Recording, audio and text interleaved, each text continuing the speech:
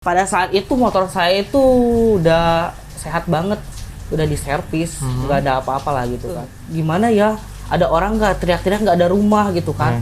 Nah terus si Reja sama si Aris itu ngelihat sesuatu di pohon. Ada yang dilihat Heeh. sama dua temen ini. Katanya gini, kok ada sih layangan malam-malam?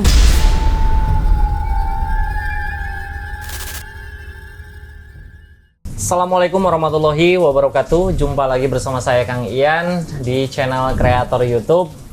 Gimana kabarnya teman-teman semuanya? Sorry ya kalau misalkan nih saat pembuatan syuting ini hujan deras. Dari tadi petirnya ngeri banget. Asli kagak berhenti-berhenti. Dan ini juga benar-benar horor banget, nekat ya. Mentang-mentang ini channel horor, jadi syuting seperti ini juga di dalam rumah, bukan di tempat angker aja. Ini kayak horornya, backsoundnya alami ya, ada petir, ada suara hujan, nggak tahu kedengeran apa enggak ya ke audio, tapi it's okay lah, nggak masalah, karena ini bukan di sebuah studio band yang ada peredamnya. Gimana teman-teman, KKN Desa Penari udah pada nonton belum? Ya, saya kira kalian banyak nih yang belum. Tempo lalu saya bikin vlog KKN waktu menuju ke bioskop untuk melihat tayangan KKN Desa Penari, dan saya sudah berkomentar di situ. Dan sekarang saya akan coba menghadirkan daripada pemainnya kayaknya ya, pemain KKN Desa Penari. Ya, mungkin kalian pasti akan kenal ya. Ini ada Ray Idol. Halo. Gimana Ray? Kabar lu? Baik. Baik. Wah. Ini Bener-bener horor juga ya ini. Sangat pas banget gitu.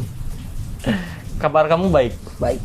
Oke. Jadi Ray ini dia itu teman waktu ketika saya sekolah dasar ya, Ray. Udah lama kita nggak ketemu ya. Beberapa tahun yang lalu ya. Udah lama banget kita nggak ketemu. Dan by the way, ketika kita sudah ketemu kayak gini, ada perbedaan nggak sih di antara kamu menilai saya menilai kamu gitu loh? Banyak sekali. Contohnya kita saling menilai aja dulu. Ternyata sekarang kehidupan Kang Ian tuh lebih wow gitu kan dibanding dulu. Wow, itu yang kayak gimana sih? Gak ngerti. Sekarang udah sukses kan. Waktu dulu kan saya kenal Ian itu di Dobo kan. Tempat tinggalnya sama saya tetanggaan lah. Waktu kecil kita belajar bareng, sekolah bareng, dan ya kemana-mana bareng lah. kemana bareng gitu, ikut-ikut. Lu masih inget nggak waktu kita sering-sering nonton kayak Power Ranger? Iya. Suka di rumah ini nih. Besok kesini gitu kan. Wah, sangat pengalaman. Bawa kaset CD gitu ya? Iya, bawa kaset CD, pinjam itu, pinjam ini. Pokoknya sekarang beda banget gitu. Pas lihat waktu kita ketemu pas dewasa. Wah, nggak bisa berkata-kata. Sekarang lu udah jadi konten kreator YouTube paling hits lagi. Luar biasa, bukan hits lah ya. Mungkin lebih ke hoki lah, dan ini semua juga ada prosesnya sih Ray, nggak semua tiba-tiba ada di posisi ini. Tapi yang paling terpenting dimanapun kita posisinya, yang penting kita jangan sombong, mungkin gitu ya. Karena rata-rata kesombongan itu kan menghancurkan seseorang, entah itu karir, entah itu popularitas dan sebagainya, seperti itu. Oh iya gengs, jadi beberapa hari yang lalu saya itu sempat kontekan nih, karena kebetulan saya punya nomor WhatsApp-nya nge-save, tapi tidak pernah kontekan secara serius gitu loh ya. Nah, saya pikir-pikir lagi ngelamun gitu kan, mikirin apa yang pengen saya buat gitu kan. Oh iya, karena memang background saya misteri, saya coba deh tanya teman-teman saya, dan kebetulan yang lebih responsif saat saya tanya kabar mereka, yaitulah ini ya, Ray. Oh iya, kenapa dinamain Ray Idol? Karena pernah dulu ya, lu pernah ngikut audisi gitu ya? Iya, salah satu ajang kompetisi. Itu pas barengan sama siapa? Dua kali tuh. Angkatan waktu angkatan Noella sama Marion Jola. Oke. Oh, Marion Jola lu ikut. Itu pas angkatan itu lu ada. Itu pas angkatan Marion Jola itu saya lumayan sampai 100 besar. Babak eliminasi pertama keluar. Waktu angkatan si Noella itu gagal, nggak sampai ke juri artis. Oh, gitu. Jadi ada perubahan. Tapi ketika sudah mendapatkan, ya oke lah, mungkin orang bilang belum beruntung atau bukan kegagalan sih sebetulnya. Kalau kegagalan itu tidak mau mencoba lagi karena lu udah 2 kali, berarti kan otomatis masih terus mencoba ya, berusaha. Pastinya. Aku nggak mau putus sampai di situ, jadi coba lagi. Oh gitu, nggak putus asa begitu aja. Dan karena saya itu harus belajar dari kesalahan tahun lalu. Oke, siap. Tapi ada perkembangan. Lumayan. Dan sibuknya dengar-dengar sekarang ya manggung tipis-tipis ya. Ya manggung tipis-tipis di kafe sih. Di kafe gitu. It's okay lah dimanapun tempatnya. Yang penting ada orang yang mau menerima dan karya kita tersalurkan daripada kita nongkrong-nongkrong gak jelas ya kan? Seperti itu. Oh iya, cuy. Jadi gini, karena background saya misteri, saya pengen nanya nih ya. Ray ini pernah punya pengalaman tentang dunia misteri. Contoh selama yang tidak bisa dilupakan apa tuh? Ada nggak nih? Ada sih. Waktu saya ada. Waktu manggung di daerah terpencil ya, termasuk daya luhur gitu kan. Oh, pas waktu manggung. Jadi ceritanya lu diundang terus manggung. Gini ceritanya, Bro. Gue itu seorang manajer saya itu punya artis.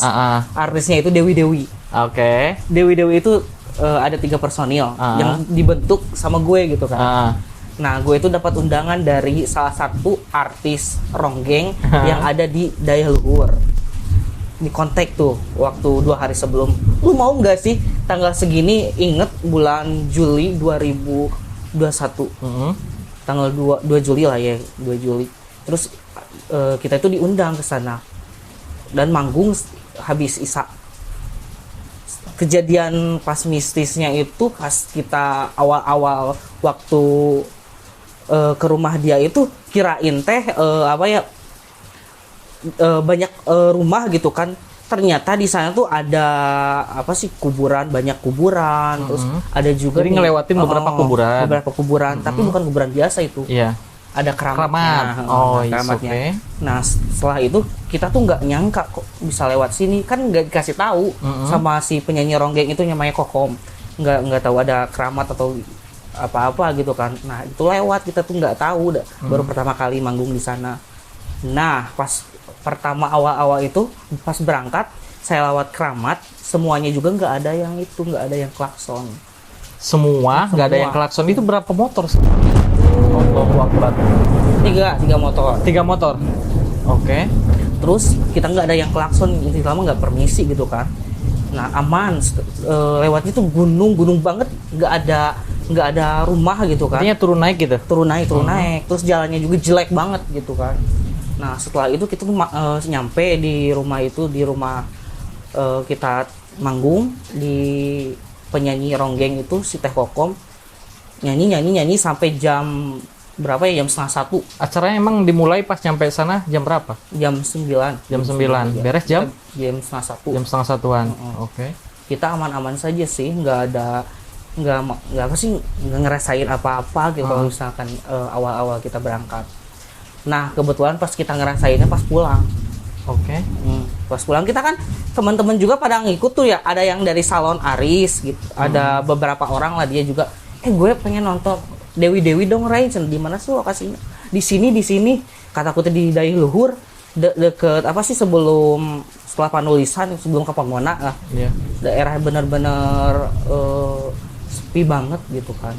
Nah, pulang kan gue tuh sama Dewi itu 12:30. Tiba-tiba pas saya lewat itu beda jalan sih, nggak keramat lagi. Lewat jalur lain, ada tempat angker lagi di sana.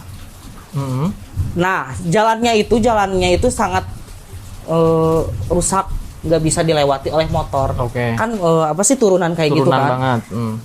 Pas itu saya tuh ngebonceng teman saya gitu kan. Boncengnya boncengan 1 atau 2?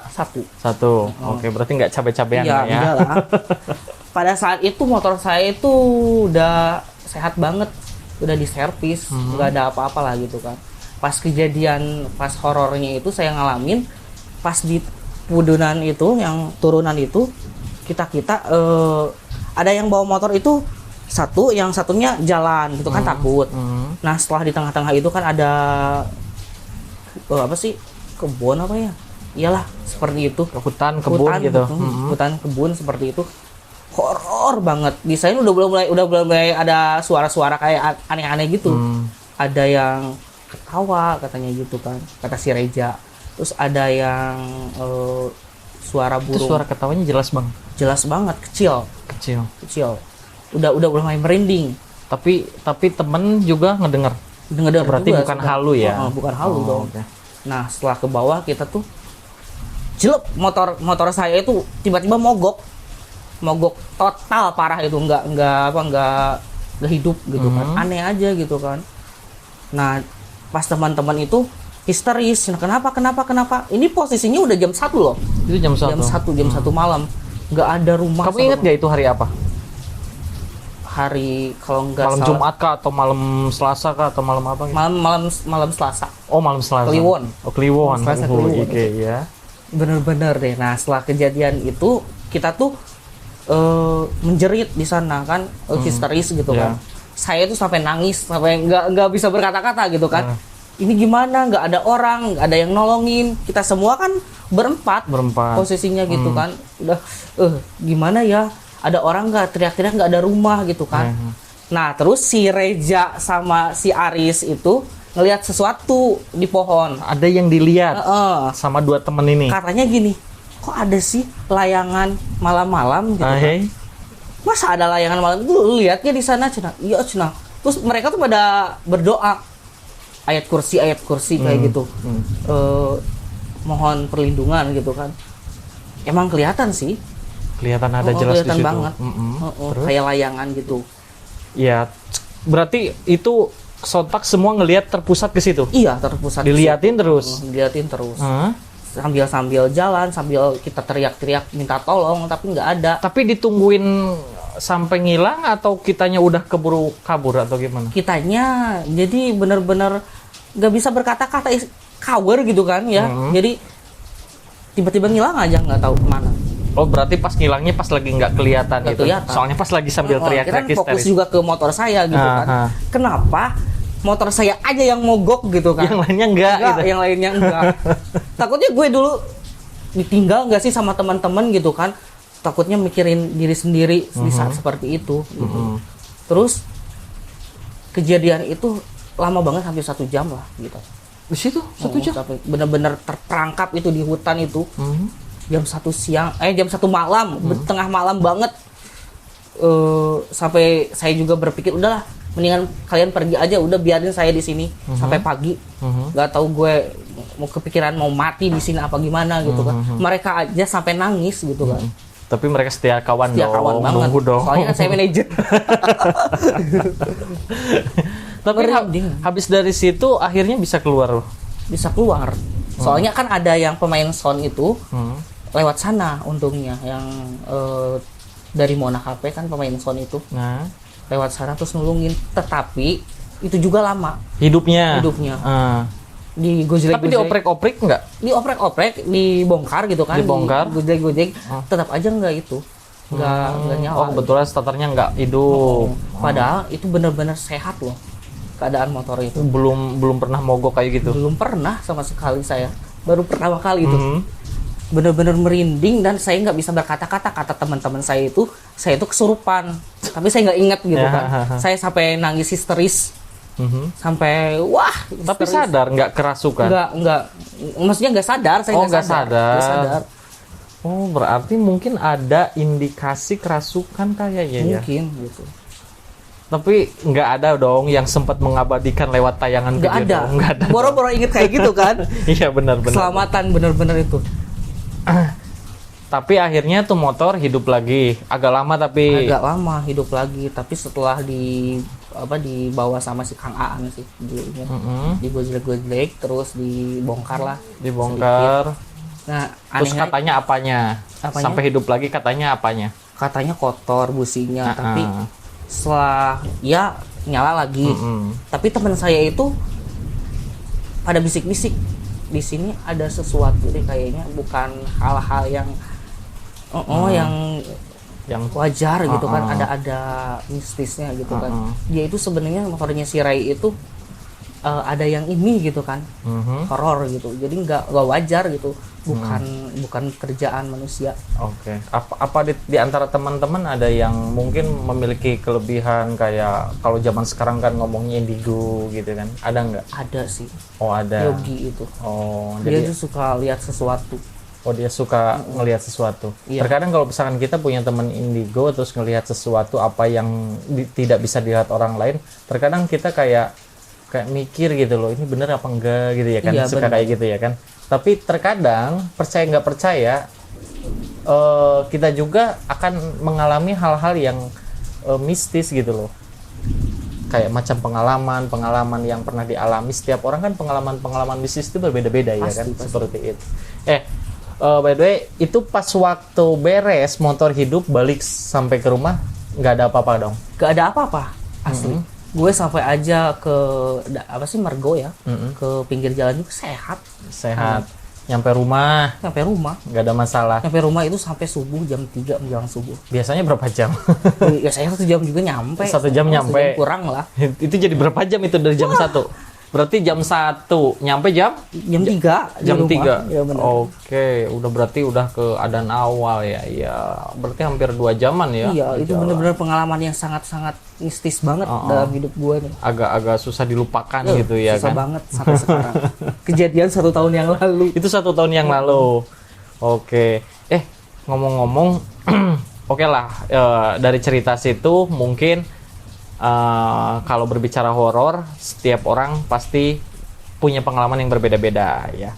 Nah, by the way, ini kalau ngomongin KKN nih, balik lagi tuh. Kemarin nonton nggak? Nonton dong, favorit banget. Favorit udah berapa kali? Baru 1 kali sih, cuma pengen lagi gitu kan. Soalnya ini tertarik banget. Hal yang paling menarik apa itu? Di tayangan itu pas waktu adegan apa? Waktu si Bima sama si Ayu itu mau meninggal, kan dia tuh sekarat kan. Matanya sampai melotot ke atas. Dan itu si Ayu juga sama gitu kan. Wah, itu benar-benar adegan yang sedih sekaligus menyeramkan bagi saya gitu kan. Adegan itu istilahnya totalitas lah ya menurut kamu ya. Banget. Aktingnya gitu ya kan.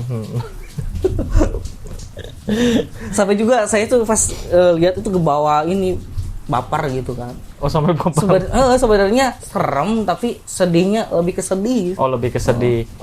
Kalau menurut saya itu jumpscare memang jarang sih ya. Ya. Cuman backsound jumpscare sedikit lah gitu kan. Tapi peran yang paling kamu sukai di film itu apa? Siapa? Si Sas yang kena kodam gitu sih. Si Nur. Nur. Nah, itu yang paling suka. Paling suka. Soalnya dia benar-benar gimana ya? Ada yang ngejagain si nenek-nenek itu yang kodamnya kan. Jadi dia itu kalau misalkan lihat sesuatu, dia tuh nggak bakal celaka. Pasti ada yang jagain. Ada yang jagain. Jadi terlihatnya keren aja gitu ya kan ketika ngelihat film itu ya. Keren banget. Lu ngebayangin nggak sih kalau memang, maksudnya ini kan cerita ini kan udah lama ya, dan film ini juga udah tertunda 2 tahun yang lalu karena COVID juga kan, baru sekarang bisa tayang. Sebetulnya syutingnya udah lama dan tempat syutingnya juga di Jogja. Kita kayak lu kan salah satu penonton yang mengikuti daripada cerita KKN Desa Penari ya. Nah, berharap nggak sih ketika tuh orang-orang yang ada di dalam cerita yang aslinya gitu, yang mengalami hal itu muncul tiba-tiba? Sangat berharap sekali, soalnya penasaran Ya kan? Bener asli, pas saya udah lihat, saya telusuri itu siapa sih di YouTube, ada tokoh aslinya apa gimana, tapi benar-benar nggak ada dirahasiakan. Dan saya itu sangat penasaran sampai saat ini. Oke, banyak sekali memang yang sangat penasaran itu. Memang kalaupun tuh tokoh-tokoh atau yang disebut Nur, Widya, Ayu, Bima, Anton itu pada bermunculan ya yang aslinya. Tapi kan yang aslinya itu kan ada 14 orang ya. Iya. Dan termasuk katanya sama dosennya juga. Dan kalau misalkan itu mereka semua muncul, wah kayaknya akan menjadi pemberitaan nomor 1 trending di Indonesia ya. Pasti bakal diundang-undang di acara TV. Tapi mungkin kenapa ditutupi? Karena ya ada sesuatu yang harus dijaga. Entah itu dari tempat kuliahnya, entah itu dari privasinya masing-masing, seperti itu mungkin. Oke. Dan benar-benar saya tuh penasaran banget itu tokoh aslinya siapa. Siapa? Dan kenapa sih mesti dirahasiakan gitu kan. Yang menelusuri ke sana juga Banyuwangi apa di mana gitu, jadi bertanya-tanya, jadi para netizen itu sangat penasaran sampai saat ini. Dan teman-teman, jadi kebetulan Ray ini kan udah mengenal saya udah lama, dan saya juga udah mengenal dia udah lama, cuman kita terpisah karena yang pertama saya pindah rumah ya. Saya pindah rumah dulu satu kampung sama dia gitu kan, dan bisa dikatakan kita itu waktu SD kayak paling terlemah gitu ya. Iya, betul sekali. Sering diecein sama orang gitu. Dibully gitu kan. Sering dibully. Tapi ngomong-ngomong tentang pembulian sih, sebetulnya kalau ngelihat sekarang ya, orang-orang pintar yang ketika kita masih sekolah dulu ya kan, masih bisa dilihat kayak beberapa orang yang kepintarannya itu bisa digunakan. Iya, kayak salah satu kawan kita itu siapa sih, Iwan ya kan. Ya. Iwan kan masih mending lah ya, dia paling menonjol, dan sekarang dia udah memiliki pekerjaan yang lumayan luar biasa sekali gitu kan. Yang terakhir kita reunian itu ya Pas Lebaran ya.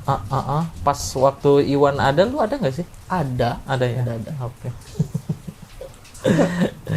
Ya, mudah-mudahan Ray, dari saya sih mudah-mudahan karir kamu itu makin sukses, makin maju. Ya kan. Dan kalau mengingat kegagalan yang kemarin, ya tentunya kita banyak belajar dong dari situ. Dan mudah-mudahan ke depan tidak ada pengalaman-pengalaman mistis yang nantinya akan menjadi parno gitu. Itu kan termasuknya sulit dilupakan ya kan? Banget. Sulit dilupakan ya. Oke, teman-teman, terima kasih banyak yang sudah menyaksikan video ini ya. Dan kalaupun kalian kepo nih sama Ray Idol itu siapa? Lu punya Instagram nggak? Ada dong. Instagramnya apa? Ray Leonard 3348.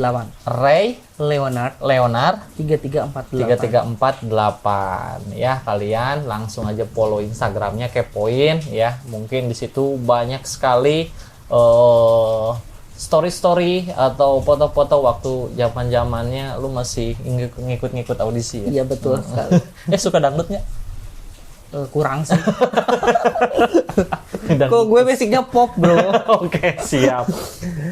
Oke, teman-teman, ini pemandangannya nggak begitu enak banget, tapi saya pengen naruh tangan.